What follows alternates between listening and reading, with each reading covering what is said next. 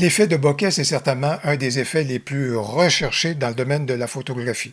Pourquoi? Parce qu'avec l'effet de bokeh qui vient flouter l'arrière-plan ou encore l'avant-plan, eh bien, ça nous permet d'isoler un sujet. Alors, comment créer l'effet de bokeh? Si vous visionnez plusieurs vidéos qui circulent sur YouTube, eh bien, vous constatez que beaucoup vous recommandent d'avoir des objectifs très lumineux et qui sont très onéreux. Ça vous prend au minimum une ouverture de f2.8 selon certains, voire même f1.8, f1.4, f1.2, et ça coûte très cher. Comment peut-on parvenir à créer l'effet de bokeh? C'est pour vous dire que au niveau des photos que je vous ai présentées d'entrée de jeu, celle-ci avait une ouverture de f8 et vous avez pu constater l'effet de bokeh que j'ai pu réaliser même avec une ouverture de f8. De quelle façon y parvient-on et comment peut-on réaliser de très beaux effets de bokeh à f8, f11, voire même f14? Et c'est pour vous dire que peut-être vous allez avoir besoin d'un objectif lumineux, mais peut-être pas nécessairement pour créer des effets de bokeh.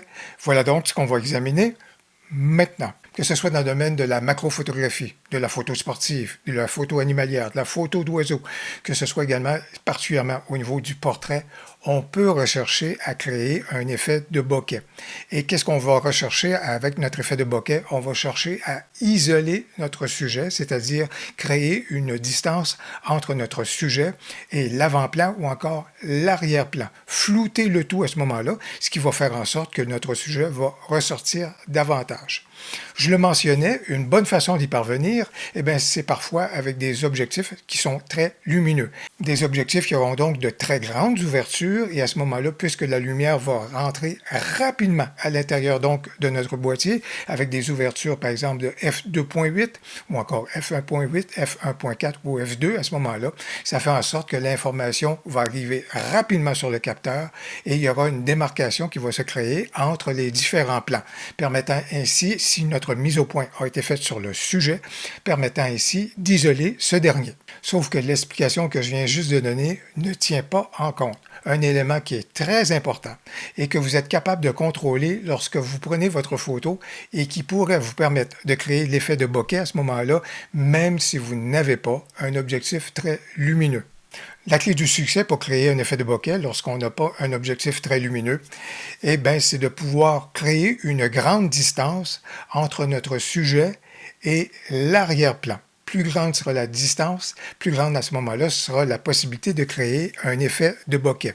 Alors, pour illustrer une faible distance entre un sujet et son arrière-plan, je vous présente des photos qui ont été réalisées dans la rue par des photographes qui ont choisi de positionner leur modèle à proximité d'un mur où il y avait de l'art mural, sans doute intéressés par les coloris et à ce moment-là par les formes qui se dégageaient au niveau de l'art mural. C'est un choix artistique qui se défend.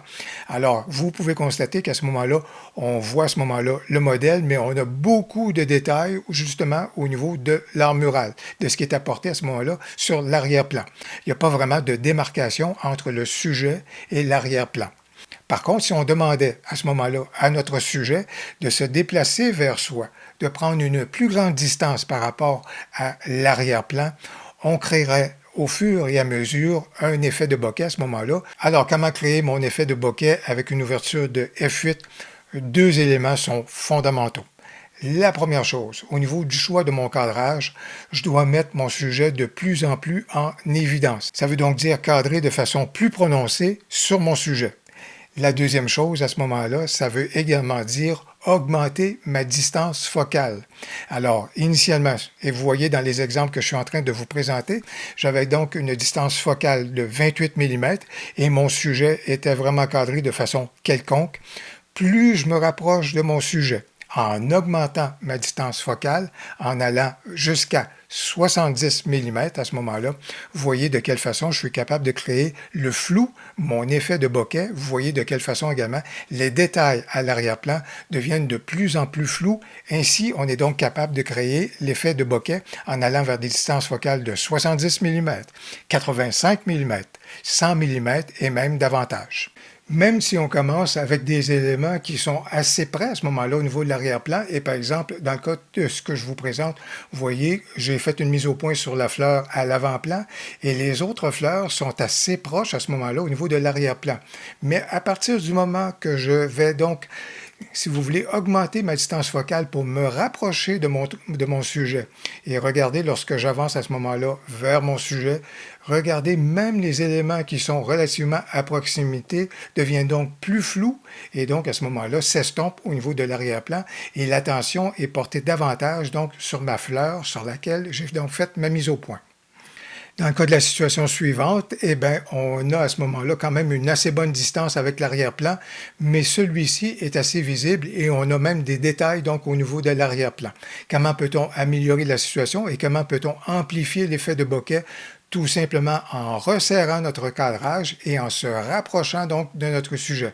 Donc, lorsque je me rapproche de mon sujet à ce moment-là, en augmentant ma distance focale, comme vous pouvez donc le constater, et en l'amenant jusqu'à 70 mm à ce moment-là, vous voyez comment, au niveau de mon cadrage, l'arrière-plan est rendu complètement flou à ce moment-là et on ne discerne aucun détail à ce moment-là par rapport à cet arrière-plan. Alors, par exemple, dans le cas de la photo du renard que je vous présente, eh bien, mon ouverture, elle était de f8 et ma distance focale, elle était de 400 mm. Donc, en me rapprochant de mon sujet et en créant donc une grande distance par rapport à mon arrière-plan, voilà donc comment j'ai pu réaliser donc l'effet de bokeh que vous pouvez observer dans ma photo. Ce qui est intéressant avec la technique et le principe que je viens juste de vous montrer, c'est que vous êtes en mesure de créer l'effet de bokeh en choisissant judicieusement votre arrière-plan. Est-ce que vous choisissez de vous placer à cet endroit-ci, ou encore de telle façon à ce moment-là, pour maximiser la distance entre votre sujet et l'arrière-plan?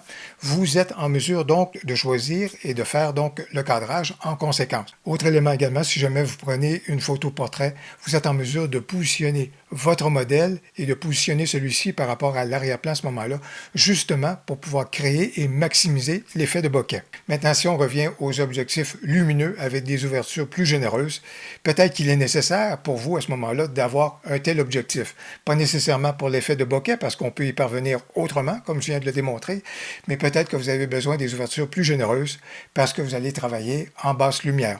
Je peux penser aux gens qui sont dans la photo d'événements et à ce moment-là, certains des endroits sont plus ingrats au niveau de la lumière.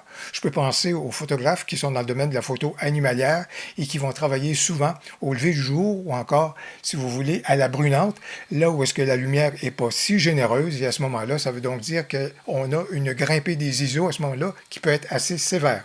Voilà pourquoi on peut rechercher à ce moment-là des ouvertures qui seraient plus généreuses. Je peux penser également au niveau de la photo sportive.